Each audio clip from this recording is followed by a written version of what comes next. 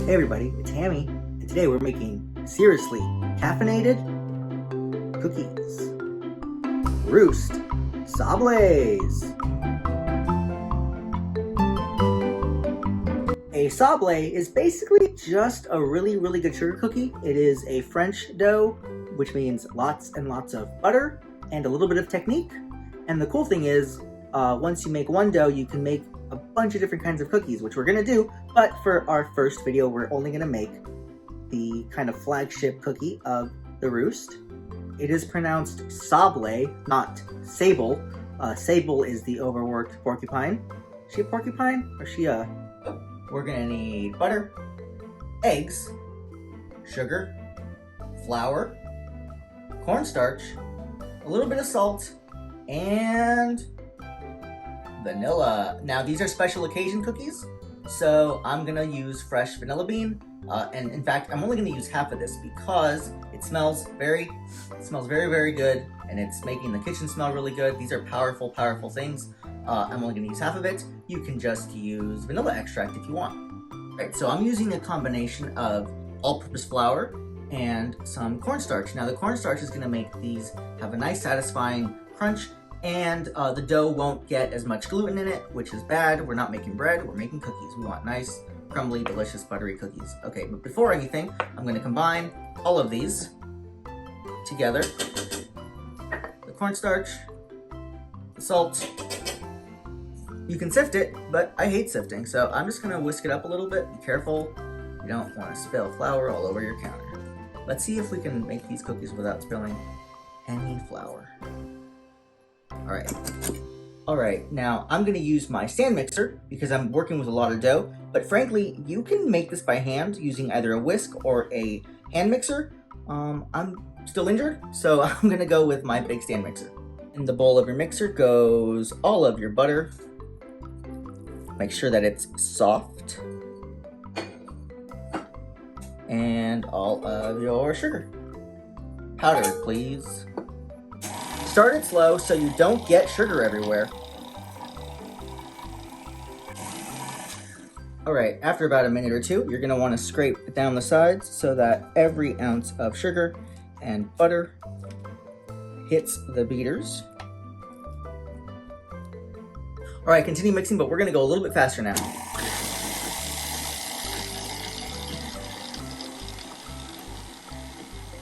Alright, once it's light and fluffy, kind of looks like cake frosting, we are going to start incorporating the eggs, one at a time. On medium speed, add your eggs, one yolk at a time. This might be troublesome because they like to, there you go.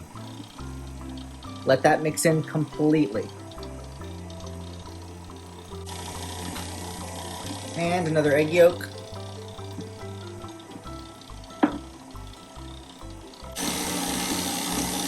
Three. And the last one.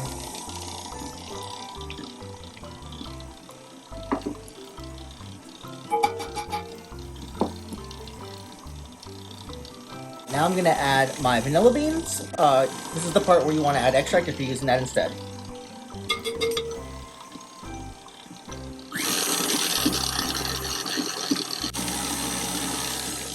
Alright, now we're gonna add our flour in a few additions so that it doesn't make a big mess.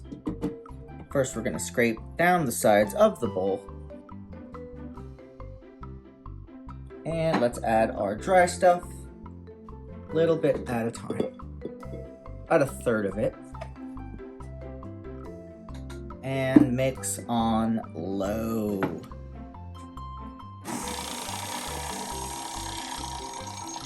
Alright, another addition.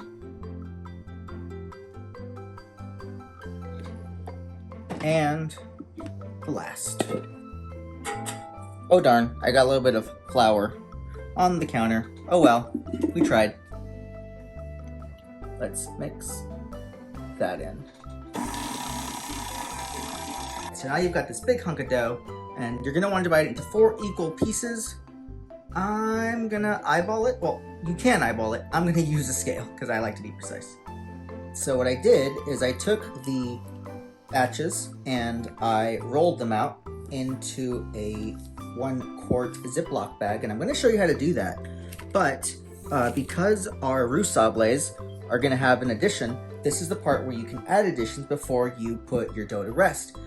So let me go get that special ingredient. 1 second.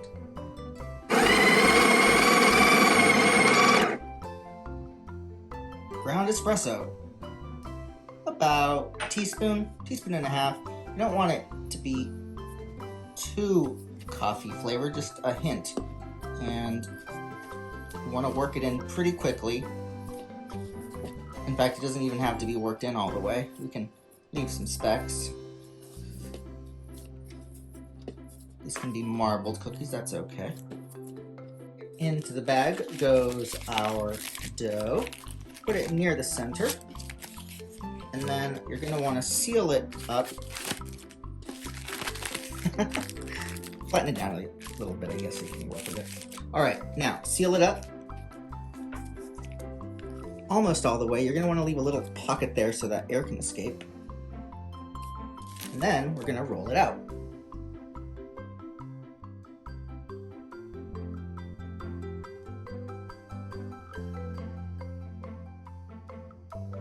Alright, now our Roost Sablé batch, that's going to go in the fridge for about 2 hours. You can go as little as 30, you can leave it in there for a couple days actually. These I'm going to put in the freezer, and these batches you can use at will for the next 2 to 3 months. But you want to get to them before then. But these are going to go in the freezer, they freeze really well.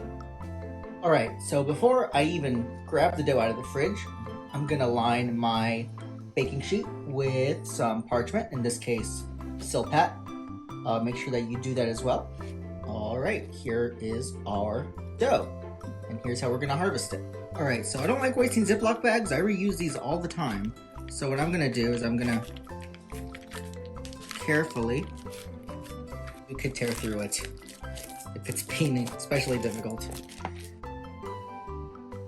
Right, so you can freehand the stencil, but I bought this Brewster cutter on Etsy.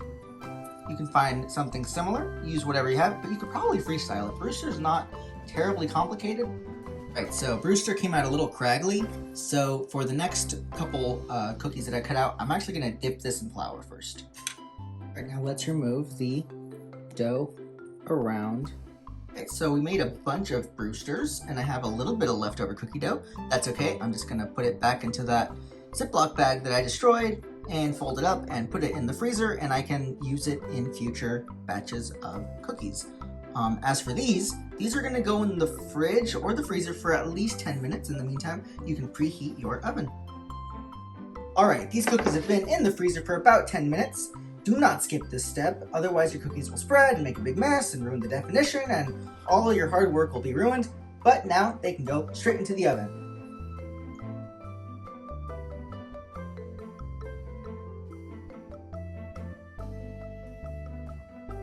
Alright, once they're done cooking, leave them on the cookie sheet and let them cool for 10 minutes. They're still technically kind of cooking. You don't want to disturb them, you don't want to move them, you don't even really want to look at them. Just 10 minutes. Alright, I lied. I'm actually only going to let them cool in the pan for 5 minutes because I'm more afraid of these drying out than I am of these falling apart. And some of them are sticking, that's okay. But when you make these, remember to give them a little bit more space than I did. Okay, now for real, I'm gonna let these cool probably completely. I might come in about 10-20 minutes to grab one while it's still a little bit warm, but kind of want to let these cool completely. They're very delicate cookies. Now, it's snack time for me, so I'm gonna serve myself 1 cookie. Maybe 2, and I wouldn't dream about eating one of these without a beverage, such as milk, or tea, or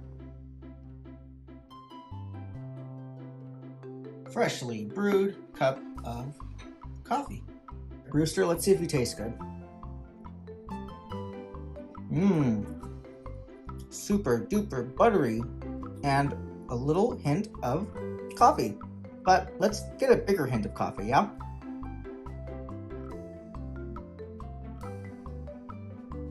Yummy! How'd you like that? Let me know in the comments.